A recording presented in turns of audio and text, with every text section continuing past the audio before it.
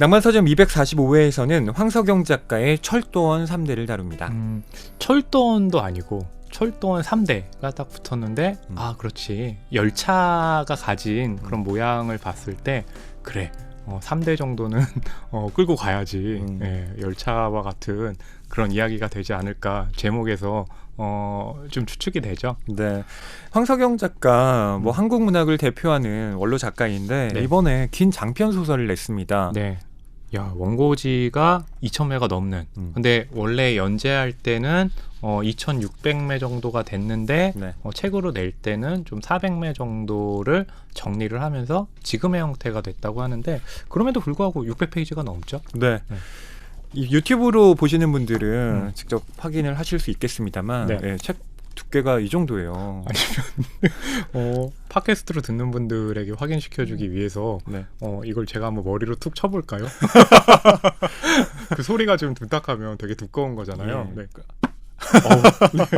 아, 네. 네, 엄청 예. 이런 두께가 나가죠. 네. 이런 드립을 하시는군요. 근데 제가 너무 세게 쳤는지 아니면 책이 두꺼운지 지금 너무 힘들어서 저는 방송을 못할 것 같습니다. 헐펑멍아님 혼자 진행해 주시죠. 네, 이걸 노리셨군요. 네. 이 책이 5월 15일에 출간이 됐는데 네. 상당히 반응이 좋아요. 네. 저 예전에 이 고등학교 다닐 때요, 염상섭의 3대를 가지고 독후감을 쓰고 좀 공부를 했던 그런 그 기억이 있는데 또 그 3대와 이 철도 3대로 또 연결을 하면 꽤 긴 또 역사의 한 줄기가 네. 완성될 것 같은 그런 느낌도 들더라고요. 3대 내용 기억나세요? 아니 전혀 기억 안 나요. 아니 공부를 하셨다면서요. 기억에 나는 건 염상섭이 썼던 작품이 3대 외에 발가락이 닮았다. 그렇죠. 발가락이 닮았다는 김동인이 있었어요.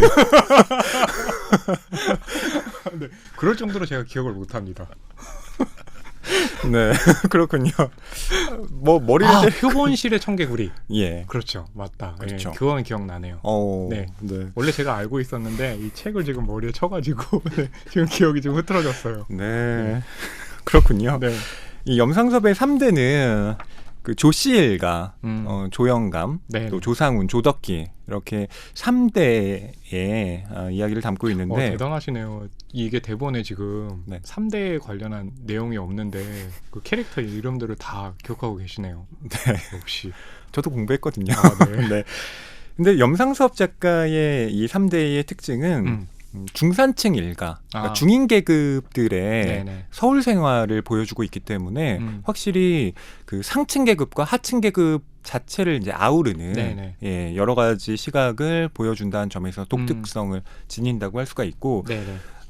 염상섭의 3대에도 병화라는 캐릭터가 나오는데 사회주의자입니다. 네. 예, 그래서 조덕기하고는 다르게 사회주의자로서 사회를 개혁하려는 어떤 여러 가지 모습들을 보여주는데 철도원 3대에도 병화와 같은 캐릭터가 등장을 합니다.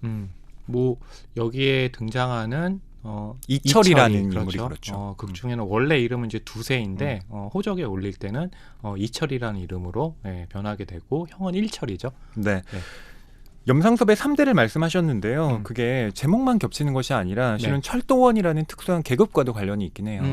철도원이 뭐 지금은 뭐 철도원이라고 하면 뭐 KTX도 있고 네, 뭐 여러 가지 철도가 있지만 청춘열차, 네. ITX, 네, 춘천 가는. 네.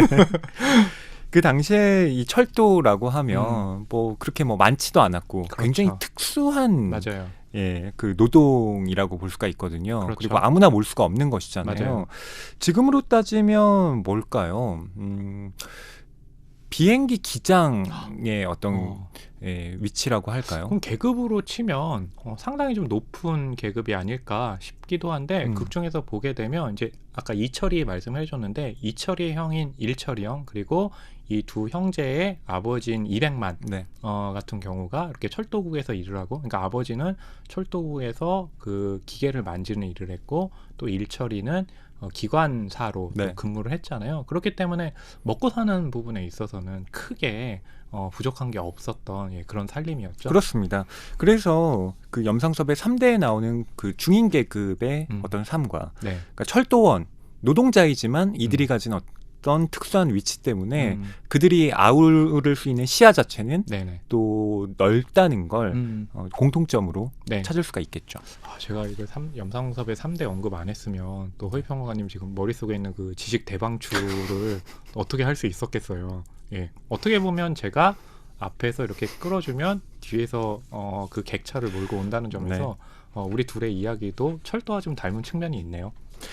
자, 황석영 작가 여러분께 작가 소개해드리겠습니다. 네, 1943년 만주 장춘에서 태어났고요. 그리고 고교 재학 중에 단편 소설인 입석 부군으로 사상계 신인 문학상을 수상을 했고요. 이후 1964년에 한일회담 반대 시위에 참여했다가요. 또 경찰서 유치장에 갇히게 되고 또 그곳에서 만난 일용직 노동자를 따라서 전국 공사판을 떠돌기도 하면서 뭐 오징어 잡이배, 빵 공장, 또 승려가 되기도 하고요. 또 해병대 입대해서 베트남전에 참전하기도 했고요. 그러니까 그런 또 사연들이 바탕이 돼서 단편 소설 탑을 쓰기도 했는데요. 그러면서 신춘문예에 당선되고 본격적인 작품 활동을 시작하기도 했습니다. 꽤 많은 작품을 썼잖아요. 베트남 전쟁을 다룬 무기의 그늘, 또 사회주의 몰락 이후 변혁을 꿈꾸며 투쟁했던 이들의 삶을 다뤘던 오래된 정원, 또 뭐 장편소설 손님, 산포 가는 길 등이 굉장히 많은데요. 영화로도 된 것들이 꽤 많아요. 네. 이만희 감독의 산포 가는 길도 있죠. 또 아까 오래된 정원 같은 경우는 임상수 감독이 영화로 만들어가지고 또 지진이 배우가 출연하기도 했었죠. 저희도 또 소개해드렸던 책이 있었죠. 해질 무렵 같은 경우는 지난해 4월에 또 낭만서점에서 소개를 하기도 했습니다. 저는 산포 가는 길이라는 영화 참 좋아합니다. 네.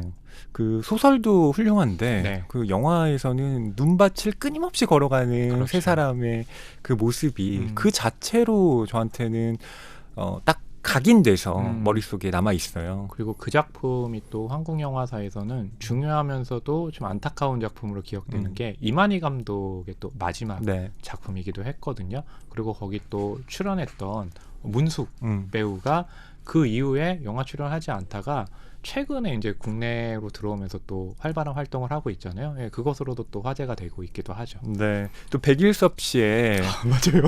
어떤 거기 등장했죠. 젊은 시절. 젊은 시절 모습을 확인할 수 있는 것도 흥미롭고요.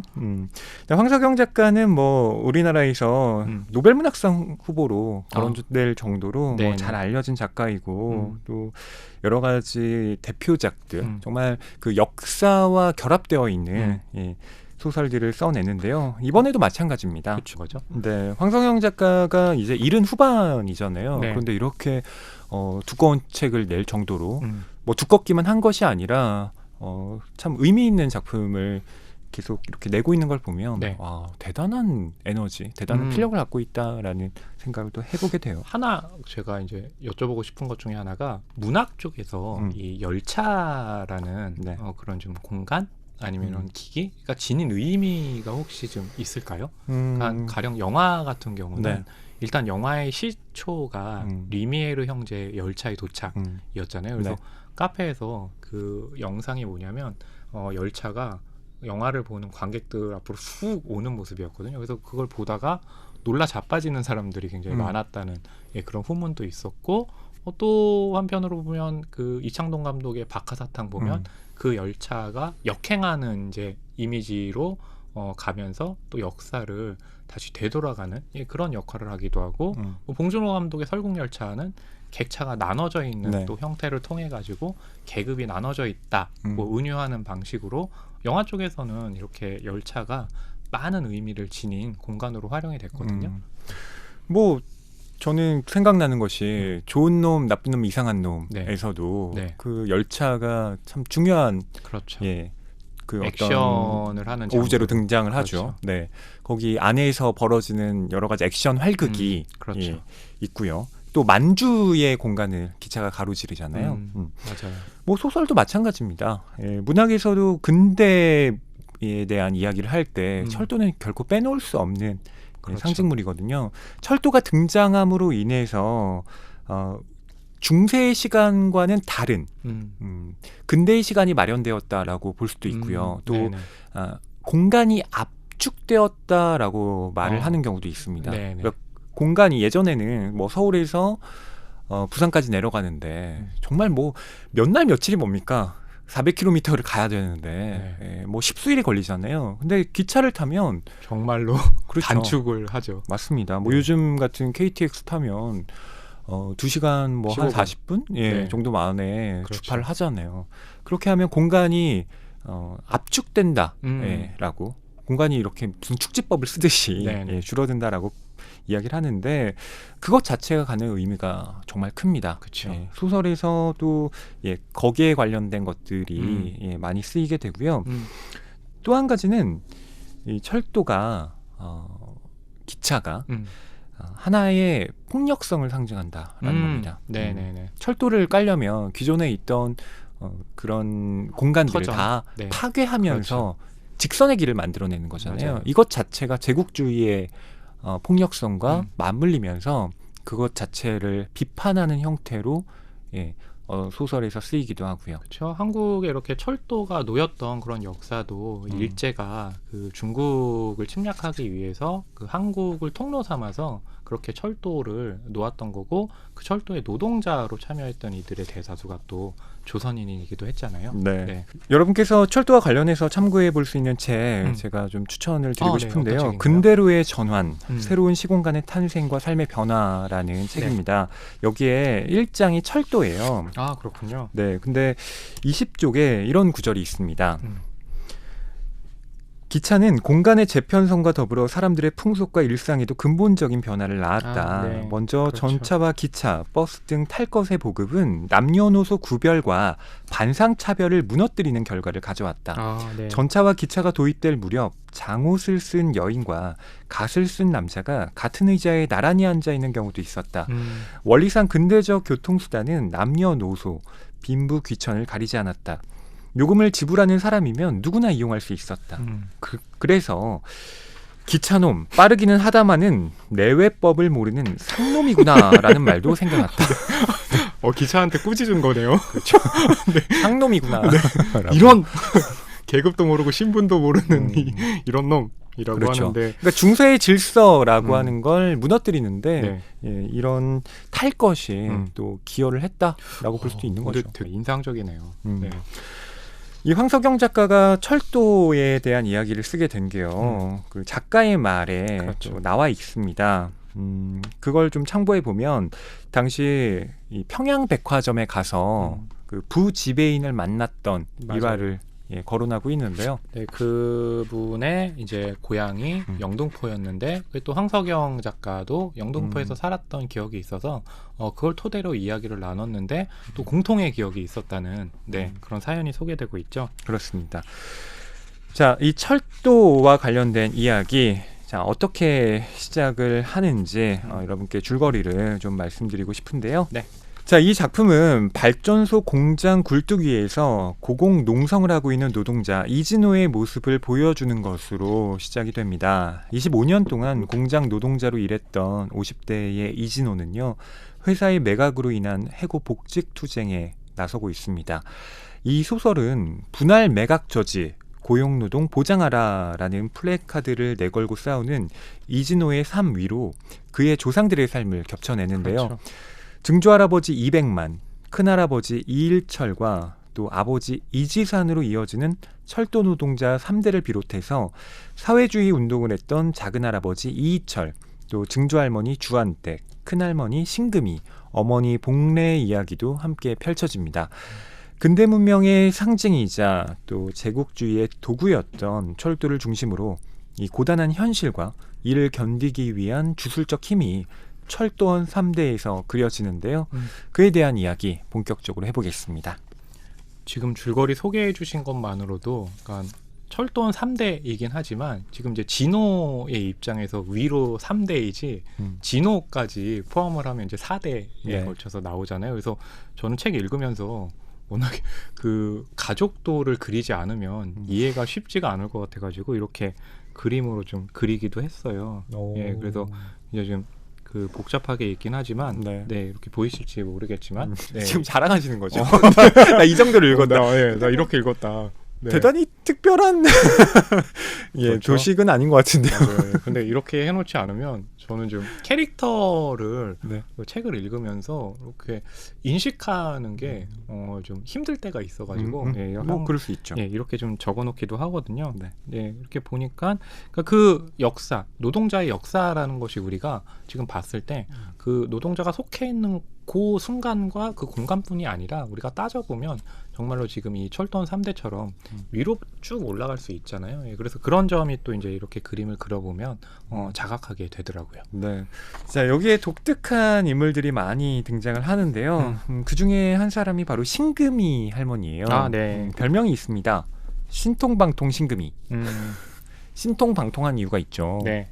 왜냐하면 그 신금이의 이제 시어머니가 주한댁이기도 한데 그 주한댁이 사망을 하는데 그 후에 이 신금이의 눈에 그 주한댁이 보이는, 그러니까 죽은 자들이 이제 보이는 그런 일이 있고, 또 그렇게 해서 들은 내용을 가지고 일종의 좀 가까운 미래를 점치기도 하잖아요. 예, 그래서 이제 이런 별명이 붙어 있는 거죠. 네. 신금이는 김포 중농집의 막내딸이었다. 또 오빠 5이 있었고 당시로서는 중늙은이 취급을 받던 아버지 나이 50살에 태어났다. 네. 여식 귀한 줄 모르던 그 시절에도 집안에 딸이 없어 이쁜 딸 하나 있었으면 하는 말을 그녀의 부모는 입에 달고 살았다. 네. 뭐 이런 또 가족사에 대한 이야기가 나와 있습니다. 네. 공부도 그 당시에 뭐 상당히 많이 했고요. 또 이 신금이가 갖고 있는 특별한 능력이 귀신을 본다라는 그렇죠. 거였는데 갑자기 어렸을 때 어떤 사람을 보고 또 좀 있으면 어디 아프겠다라고 하면 진짜 그 사람이 얼마 안 있다가 맞아요. 아프기 시작하는 거예요. 그렇죠. 네. 사실 지금 제 눈에도 허위평론님 그 옆에 보면 네. 한 사람의 모습이 있거든요. 어떤 사람이네요? PD님이요. 너희 길게 하지 마라. 내가 지금 지켜보고 있다.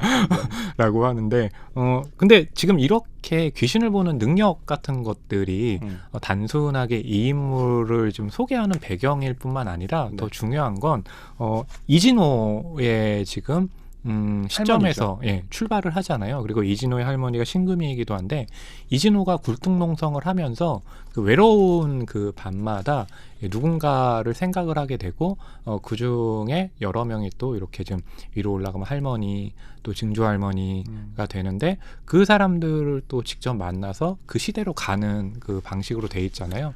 그게 단순한 판타지가 아니라 일종의 좀 귀신을 보는 능력이 혹시나 이제 진호에게도 있어서 그것이 단순하게 분리되는 게 아니라 좀 연결된 듯한 느낌을 또 주고 있기도 하죠. 네, 이진호가 고공농성을 벌이는데 페트병 5개에 죽은 사람들의 이름을 각각 붙여주고 그쵸. 그 사람들에게 말을 건네면서 시간을 보내는 거예요. 네. 그러니까 신금이 할머니를 떠올리면 그 신금이 할머니와 관련된 이야기가 쭉 서술이 되는 그쵸. 거죠. 네, 이런 식의 소설의 플롯을 구성해내고 있는 건데, 맞아요. 독특한 지점은 보통 이 노동 소설이라고 하면 지극히 현실적인 기반 위에서 펼쳐지게 됩니다. 뭐 노동운동의 기본은 어쨌든 간에 마르크스주의잖아요. 네. 마르크스주의는 뭐 아시다시피 뭐 미신이라든가 뭐 또 종교라고 하는 것을 부정하는 입장에 그렇죠. 서 있습니다. 뭐 철저한 유물론자들이니까. 근데 이 소설은 뭐 그런 마르크스주의 관점을 배격하지 않으면서도 샤머니즘이라고 하는 우리의 이른바 토속적인 신앙, 믿음의 체계를 여기에 이렇게 배치하고 있는 겁니다. 예. 그래서 신금이 뭐 할머니라든가 주한댁이라든가 이런 사람들이 등장을 해서 결코 현실이라고 하는 것이 과학이라는 것, 이성이라는 것으로만 흘러가지 않는다. 그렇죠. 우리가 말로 설명할 수 없는 무언가, 어떤 대단한 힘이 여기에 개입하고 작동하고 있다라는 것도 또 보여주고 있는 듯합니다. 아까 이제 말씀드린 것처럼 기차놈아 여기 이렇게 막 신분을 어지럽히냐라고 했는데, 정말 이 기차에는 그런 과학과 이성도 있고 또 이런 샤머니즘적인 관점도 있고 이런 모든 것들이 또 실려 있는 거네요. 네. 특히 신금이와 관련해서는 저는 이 시어머니인 주한댁을 빼놓고 이야기할 수 없다라는 생각이 드는데, 그쵸. 이 주한댁과 또 신금이도 참 잘 어울리는 고부라는 사이가 고부라는 생각이 듭니다. 이 주한댁은 힘이 장사인 사람이에요. 네. 네. 그래서 여기에도 뭐 키가 크고 뭐 기골이 장대한 네. 여성이다라고 언급이 되는데 네. 어떤 힘든 일이 있을 때마다 자기의 완력으로 그걸 다 돌파해 나가는 네. 사람입니다. 그러니까 이들 이제 이씨 3대가 근거를 두고 살았던 곳이 이제 영등포 일대인데 지금은 그렇지는 않지만 그 당시에는 그러니까 저 초등학교 다닐 때만 해도 좀 그랬는데 네. 비가 많이 오면 한강물이 넘쳐가지고 그 일대가 홍수가 많이 났어요. 근데 극중에도 보게 되면 주한댁이 살던 집에도 영등포이기 때문에 이렇게 홍수가 나잖아요. 그때 이 남자들은 가만히 있는데 주한댁이 나서가지고 이렇게 배 같은 형태를 만들어서 높은 지대로 이렇게 옮겨가기도 하고 먹을 게 없을 때는 또 이렇게 이 홍수가 났을 때 떠나려오는 돼지를 잡아가지고 그런 음식 삼게 했던 또 인물이 또 주한댁이기도 하잖아요. 네. 아니 말이 돼지를 끌어올린다지. 네. 그 엄청 무겁잖아요. 그렇죠. 몇백 킬로그램이 나가는 그 돼지를 맞아요. 자기 혼자의 힘으로 끌어올립니다. 그렇죠. 네. 그리고 그 돼지가 끌어올려질 때 가만히 있지도 않을 거잖아요. 엄청 몸부림칠 텐데. 그러니까 그럴 정도로 굉장히 좀 힘이 있었던 인물이다라는 것을 주한댁의 사연으로 소개를 하는 거죠. 네. 또 이 주한택이 세상을 떠난 이후에도 늘 자식들 곁을 맴돌면서 그렇죠. 뭐 일종의 귀신으로서 이들을 도와주죠. 그러니까 뭐 일철이나 이철이가 결혼을 할 때 그 결혼하는 대상이 누구인지도 이 주한택은 미리 알고 와서 이렇게 좀 미리 알려주는 역할을 하기도 하고 비극적인 일이 발생할 때도 미리 와서 그런 일을 좀 알려주는 역할들을 하고 있는 거죠. 네. 그러니까 철도원 3대는 뭐 제목은 이렇긴 하지만 여성들의 역할에 대해서도 상당히 많은 비중을 주고 그렇죠. 서술이 되어 있는 거예요. 그렇죠. 뭐 이렇게 주한땡 얘기도 했고 지금 이제 신금이 얘기도 했지만 또 할아버지 200만의 남매 중에 한 명이 이제 마금이 이모이기도 하잖아요. 또 마금이 이모도 신금이하고도 굉장히 잘 맞아요. 예, 그래서 그런 굉장히 다양한 여성들이 또 이 책에 또 존재하기도 하죠. 그렇습니다. 뭐 이렇게 그 한 사람의 아내로서가 아니라 자기의 그 의지를 표명하면서 그렇죠. 적극적으로 사회 문제에 개입하는 여성들도 등장을 하고요. 그렇죠. 뭐 이철이의 이제 부인 한여옥 같은 경우는 조선의 독립을 위해 가지고 그런 역할을 하는 것을 레포라고 이제 얘기를 하는데 중요한 사람들이 그 일본군의 눈을 피해서 만날 수 있는 역할을 다져주는 예, 그런 또 행동을 하기도 하죠. 그렇습니다. 자, 이렇게 여성들의 역할이 이 소설에서 빼놓을 수 없다. 뭐 이렇게 말씀을 드리고요. 그다음에 이 3대 예, 출발점이 되는 200만에 대한 이야기도 안 할 수가 없죠. 네. 200만 같은 경우는 근대로 진입하는 시기에 야망 있는 소년으로 등장을 합니다. 그래서 시골에만 있는 것이 아니라 13살에 인천으로 일자리를 찾아 맞아요. 떠난 사람으로 나와요. 그렇죠. 와. 형은 이제 2천만, 네. 예, 그리고 둘째 이제 200만인데 가장 생활력에서 앞서는 인물이 이제 200만이라는 걸 보여줘가지고 인천으로 가서 거기서 사람들이 쓰다가 남긴 이제 생선들 받아가지고 팔기도 하고 또 근데 거기서 눈에 띄어가지고 철도원 같은 데 들어가가지고 또 주무를 하는 실력이 있잖아요. 그렇죠. 예, 그래서 그 수리하는 역할을 맡기도 하면서 결국 철도와 관련된 일을 하게 되는 역할을 하기도 하죠. 그리고 이때 처음으로 기차를 보게 됩니다. 예, 그러면서 이 기차라는 것이 진짜 엄청난 물건이구나라고 그쵸. 생각을 하게 되고 뭐 기차에 대한 동경을 하게 되는 거죠. 실제로 저 어릴 때도 이제 기차가 많았지만 기차를 보게 되면 어린아이들도 보면 굉장히 매혹되잖아요. 굉장히 좀 거대한 철골 구조인데 저 거대한 게 엄청나게 속도로 어딘가를 간다는 것이 주는 그런 매력이 있죠. 그렇죠. 여기에 이렇게 쓰여 있습니다. 43쪽인데요. 네. 200만은 예전부터 기차에 첫눈에 반했던 사람이라서 그날로 요시다 사장에게 찾아가 이직하겠음을 실토했고 사장은 아쉬워하면서도 내지의 기술 유학이라도 시켜줄 마음이었다며 그에게 전별금까지 내어주었다라고요. 그는 퇴근 시간이 지나도록 거처로 돌아가지 않고 정비나 수리를 받으러 공착장에 들어온 기관차로 달려가 이곳저곳을 만지고 더듬으며 눈과 손으로 익혔다. 나카무라상은 대부분의 기관차가 미국에서 제작된 것이라고 했다. 따라서 본 공장에서 기관차의 정비와 수리는 경험 많고 교육받은 기술자들이 맡고 우리는 차량 제작과 생산에 힘을 쏟아야 한다고 말했다.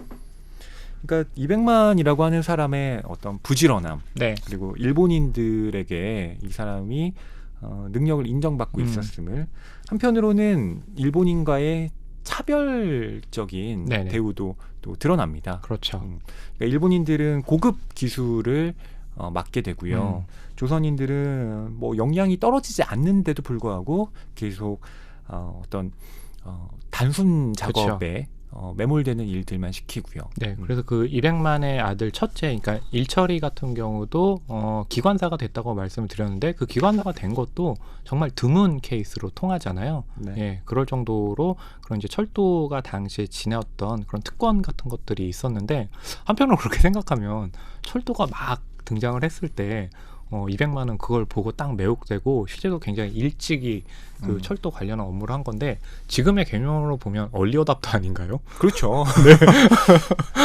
정말 빠른 시간에 네. 딱, 이게 앞으로 세상의 그렇죠. 대세가 되겠구나라고 생각하고 맞아요. 거기에 바로 뛰어든 것이죠. 그렇죠. 실제로 그것 때문에 이 3대가 먹고 살 수 있는 경제적 토대도 마련되었던 거고요. 그러니까 이 작품에서 철도라는 것은 역사의 대체이기도 하잖아요. 그러니까 역사라는 것이 그렇게 다가왔을 때 이 사람들은 이 역사가 과연 어느 종착지를 향해 갈까를 알 수는 없잖아요. 그러니까 이렇게 좀 우연한 기회로 다들 이 철도에 올라타는데 그 방향이 어디로 갈지 모른다는 것이 이런 또 조선과 지금 한국의 현대사로 이어지는 그런 좀 길목으로 통하는 거겠죠. 하지만 200만은 철도가 그렇게 좋은 것만은 아니다라는 인식도 갖고 있습니다. 네. 나중에 손자인 이지산에게 이렇게 말을 해요. 철도는 조선 백성들의 피와 눈물로 만들어진 것이다 라고요. 그렇죠. 사실이죠. 그렇죠. 철도가 놓이려면 그 레일을 다 깔아야 되잖아요. 네. 그거 누가 하겠습니까? 그렇죠. 예. 다 조선인들이 했던 거죠. 네. 그래서 뒤에 보게 되면 그런 일제 만행들을 막기 위해서 그 철도에 또 조선인들이 이제 폭약을 설치해가지고 그것을 터뜨리기도 하고 그런 일화들이 또 소개되기도 하죠. 네. 뭐 그럼에도 불구하고 철도는 놓였고요. 결국 그로 인해서 조선인들의 삶도 아주 많은 변화를 겪게 되는 그렇죠. 거잖아요. 네. 또 동시에 그 철도 때문에 그 기차 때문에 죽어가는 사람들이 뭐 맞아요. 단순히 건설할 때뿐만 아니라 철도가 지나가는데 거기에 뭐 그렇죠. 치이기도 하고요. 맞아요. 예, 숱한 죽음들이 있었죠. 그렇죠. 맞아요. 자, 이런 200만을 이어서 아들인 일철도 철도원이 되기로 합니다. 일철은 고등보통학교에 다니다가 철도 종사원 양성소에 합격을 하게 되는데 네. 이게 조선인들에게는 참 하기 어려운. 그래서 이 아버지인 200만은 일철의 입학에 대해서 매우 자랑스러워하는 마음을 갖게 됩니다. 네. 그리고 기관사가 되었다고 하지만 처음부터 기관사 역할을 했던 건 아니죠. 그러니까 이제 기차를 몰기 위해서는 기관사가 있어야 되고 또 보조원이 있어야 되고, 지금과는 다르게 그때는 이제 탄을 지펴서 그 불이 생기는 에너지로 이제 기차가 이동을 했는데, 그때 또 탄을 넣는 역할을 하기도 했던 게 일철이기도 했잖아요. 네. 책의 113쪽에 이런 구절이 있습니다. 네. 200만이 늘 한스럽게 생각하는 것은 이맘때가 되기 전까지 조선인 기관수는 한 사람도 없었고 경부, 경인선의 객차는 기관 조수나 화부나 탐부마저도 조선인을 태우지 않았다는 것이다. 네. 그러다가 지선의 화물차나 객차에 조선인 화부나 탐부를 두었고 철도 종사원 양성소가 생긴 뒤부터 조선인에 대한 철도 기술 교육이 허용되었다. 네. 조선인의 입학이 허용되었다 할지라도 일본인 10명에 조선인 2~3명의 비율에 불과했다라고요. 네. 그러니까 어떤 기술 교육에 있어서도 조선인들은 애초에 입학 비율이 그냥 배정 자체가 그렇죠. 낮게 맞아요. 설정이 되어 있었다는 그러니까 10% 20% 정도였고, 그렇게 뽑아놔도 주요한 역할에는 배치를 하진 않았죠. 네. 그러니까 이제 보조 역할 정도로 조선인들을 활용했다는 것이 이제 그 당시 철도를 관리하고 있던 일본인들의 입장이었던 거죠. 그러니까 일본이 흔히 식민 지배를 정당화하는 것, 우리는 너희들을 침략한 게 아니라 너희들을 개화시켜 준 것이다. 네. 라고 하는 그 논리가 얼마나 좀 허망한지, 그렇죠. 잘못되었는지를 뭐 이런 또 디테일한 면모를 들여다보면 알 수가 있죠. 그래서 그 역사의 갈림길 같은 역할에서 1철과 2철이 어느 방향으로 나가게 되는지도 좀 갈리잖아요. 그러니까 2철 역시, 그러니까 1철의 동생 2철 역시도 철도 공장장 인부로 입사를 했지만 해고를 당한 후에 이 사회주의 사상에 눈을 뜨면서 네. 또 조선의 독립을 위해 힘쓰는 그런 역할. 하지만 그러다가 또 경랑에 휘몰아치는 그런 좀 삶을 맞이하기도 하죠. 형제 운명이 갈리는 겁니다. 그렇죠. 1철은 이 철도 종사원 양성소를 통과하고 나면 기관사로서 네. 안정된 삶을 살아갈 수 있는 거잖아요. 그렇죠. 그리고 심지어 나중에는 일본인들도 잘 하기 어렵다는 특급 열차의 기관수로서 그렇죠. 활동을 하면서 모든 사람의 부러움을 받아요. 맞아요. 반면 이철은 경찰서에 늘 붙잡혀가고 숨어 다니고 이런 삶을 살게 되는 거죠. 그래서 그 두 사람 사이에 존재하는 흥미로운 인물 중에 하나가 1철의 친구였던 최다령이라는 인물. 근데 이제 일본에 붙게 되면서 또 1철과 2철의 그런 앞날에 굉장히 중대한 역할을 하는 것이 또 최다령이기도 합니다. 네.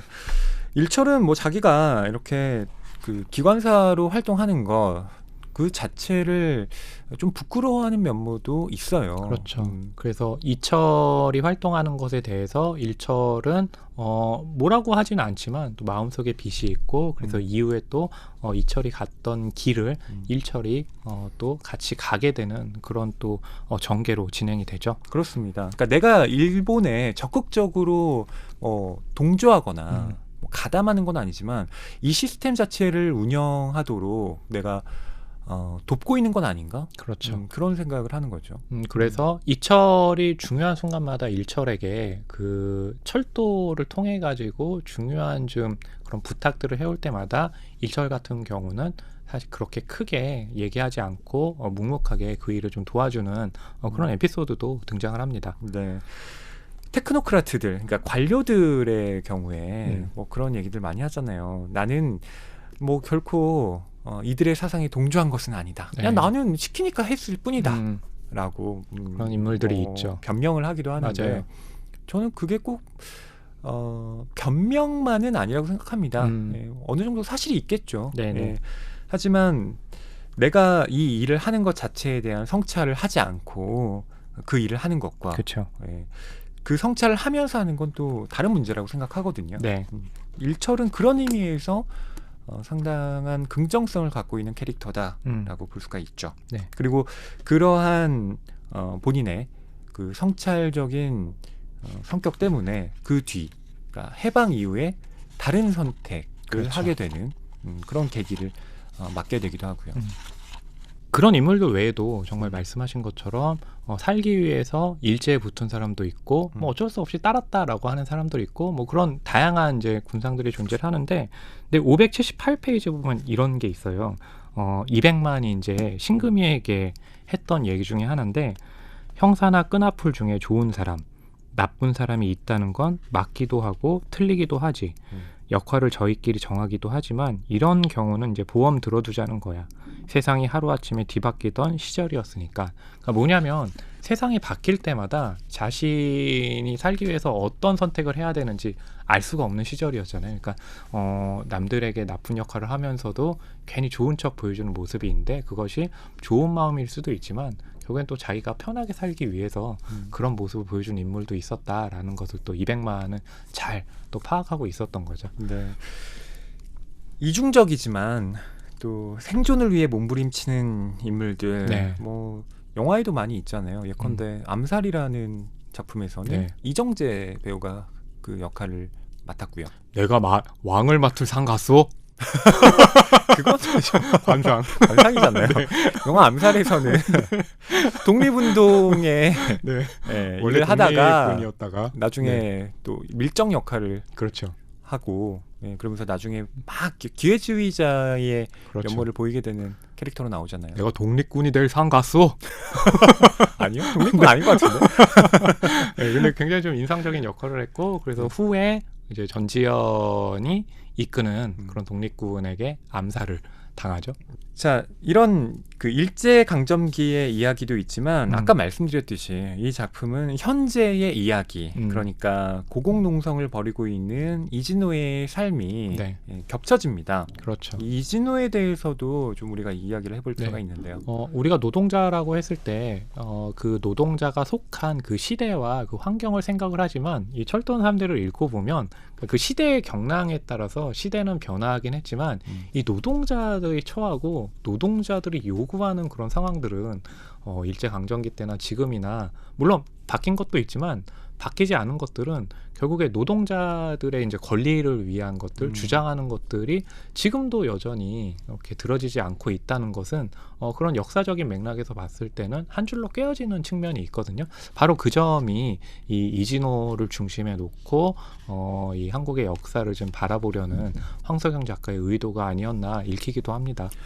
이진호의 행동이 그 자체로 드라마틱한 건 우리가 뉴스에서 노동자들이 뭐 이런 해고 반대라든가 복직을 위해서 고공농성하고 있는 장면 이렇게 보잖아요. 그렇죠. 네. 하지만 그 디테일함은 잘 모릅니다. 그렇죠. 네, 어떻게 그 위에서 지내고 있는지 맞아요. 그분들의 마음이 어떤지 알기가 어려운데 네. 이 소설은 그 묘사에 있어서 그쵸. 매우 뛰어난 면모를 보입니다. 그러니까 첫 페이지에 이제 첫 줄부터 어떤 방식이냐면 이진호는 잠자리에서 되도록 먼 곳인 원형통로의 반대편 구석에 용변 장소를 정해두었다라고 하면서 그 용변을 어떻게 하고 어떻게 처리하는지를 디테일하게 묘사를 하거든요. 그러니까 굴뚝 위에서 농성을 한다.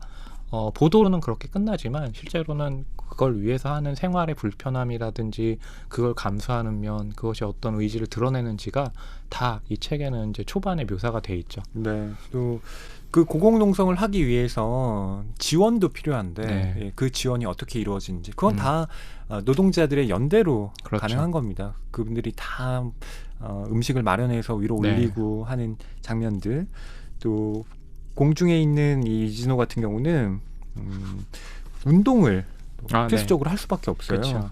그래서 뭐 팔 휘두르기, 다리 굽혀 펴기, 사지의 관절 풀어주기 이런 것들을 매 시간 짧게 나누어서 하는 뭐 이런 장면도 여기에 나와 있습니다. 뭐 그리고 한겨울 추울 때는 따뜻한 물을 페트병으로 이제 올려준다고 하잖아요. 그러면 잠잘 때 그것을 이제 몸 안에 이불 속에 품어 두었다가 일어나서는 그 물로 또 세수를 하고 네. 하는 묘사들도 있는데 황석영 작가의 이야기를 보게 되면 인터뷰를 보게 되면 또 이렇게 농성을 했던 분들이라든지 노동자들의 이야기를 듣고 그 사연들을 이제 그대로 또 녹였다고 하는 이야기도 좀 들었습니다. 흔히 배수진을 친다라는 말을 하잖아요. 네. 뒤에 강을 두고 앞에는 적군이 있고 네. 그러니까 죽기를 각오하고 싸우는 거죠. 그렇죠. 실은 고공농성을 하고 있는 분들이 그런 마음으로 올라가신 거고. 결국엔 이제 최후의 수단처럼 이제 올라가는 게 또 굴뚝 농성이기도 하잖아요. 그러니까 그럴 정도로 이제 절박한 마음을 가지고 임했다는 것이 그런 굴뚝 농성을 통해서 또 보여지는 거죠. 물론 그분들은 그렇게 행동으로 본인들의 의지를 드러내고 또 무언가를 바꾸기 위해서 노력하고 있는 건데요. 그분들뿐만 아니라 지금 이 자리에서 생활하고 있는 많은 사람들이 실은 보이지 않는 마음의 배수진 같은 것들을 치고 생활하는 건 아닐까? 네. 그런 생각이 들기도 하더라고요. 이 노동이라고 하는 걸 뭐 장유진 작가도 일의 기쁨과 슬픔 뭐이라는 작품을 네네. 이제 많은 분들에게 선보이면서 공감을 자아내기도 했는데 네. 결코 우리가 생활하는데 때려야 뗄 수 없는 그렇죠.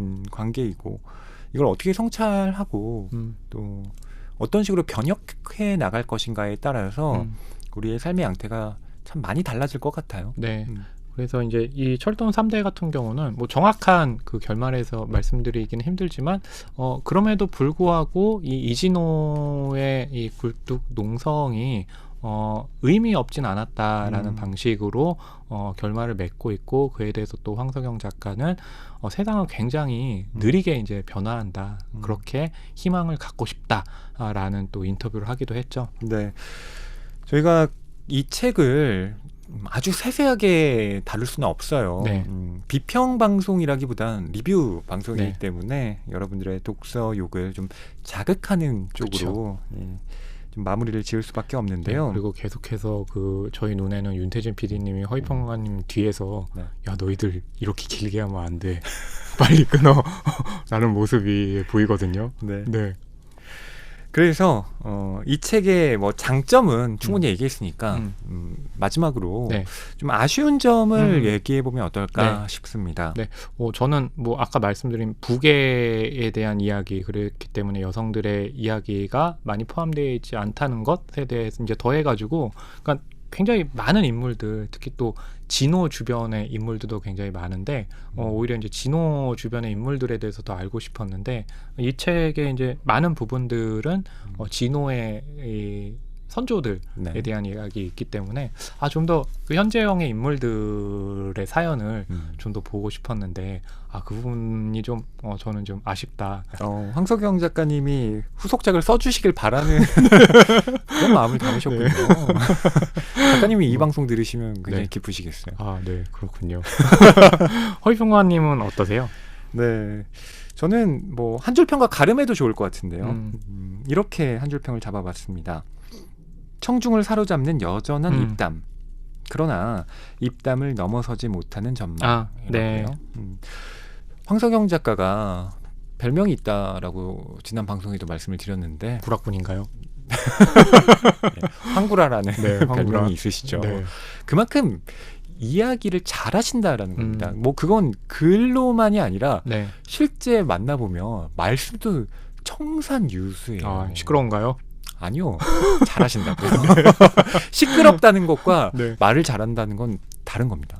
근데 황석영 작가는 정말 실제로도 그 청중을 휘어잡는 그런 마력 같은 솜씨가 있거든요. 맞아요. 그게 고스란히 그래도 녹여져 있어요. 황석영 작가의 이번 철도원 3대를 보면 그 입담이 대단합니다. 그 입담할 때 허위평론가의 입이 정말 입꼬리가 올라가면서 입담 이렇게 소개를 하시네요. 그러니까 그 입담이라고 하는 건 소설의 그 디테일들, 그러니까 세부 그 줄기들을 아주 치밀하게 다 구성해 놓고 있어요. 그러니까 이건 정말 작가가 그래야지 해서 의도적으로 된다기보단 작가가 갖고 있는 그 기질. 그러니까 이야기꾼으로서의 능력. 그러니까 이야기꾼이라고 할 때 사람들을 끌어모으기 위해서는 중심 줄기만 얘기하는 것이 아니라 그 세부 줄기를 어떤 식으로 얘기하느냐에 따라서 몰입도를 좌우할 수 있잖아요. 풀이 무성한 나무 같은 느낌이죠. 황석영 작가는 그걸 진짜 잘합니다. 재밌어요. 실제로 이 작품을 읽어나가는데 600쪽이라고 하지만 독파에 나가는데 별로 어려움이 없습니다. 다만 저는 뭐가 아쉬웠냐 하면 이 황석영 작가가 어쨌든 세상은 아주 조금씩 나아진다라는 메시지를 여기에 전하고 있는데 그게 정말 보이나? 그 전망이 물론 희미하다라고 하는데 방점을 찍고 있는 것이긴 하지만 이 전망을 저는 황석영 작가라면 좀 더 선명하게 선명하게라기보다는 좀 제가 뚜렷하게 기대하는 것 이상의 전망을 좀 보여주길 기대했습니다. 그게 이른바 비판적 리얼리즘을 넘어서는 어떤 갱신의 형태로서 리얼리즘인 것인데 이제 소설을 써오신 지 벌써 엄청난 경력이 되죠. 고등학교 때부터 그럼요. 썼으니까. 그리고 우리가 이 원로 작가에게 기대하는 바가 있는데 물론 뭐 그거에 완전히 미달했다라고 말씀드리는 건 아닙니다.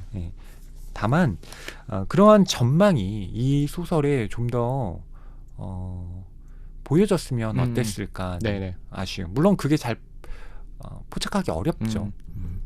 하지만 그 포착하기 어려운 걸 해내는 것이야말로 우리가 이 대단한 작가에게 기대하는 바이기도 하고요. 좀 더 구체적으로 말씀을 드리면요.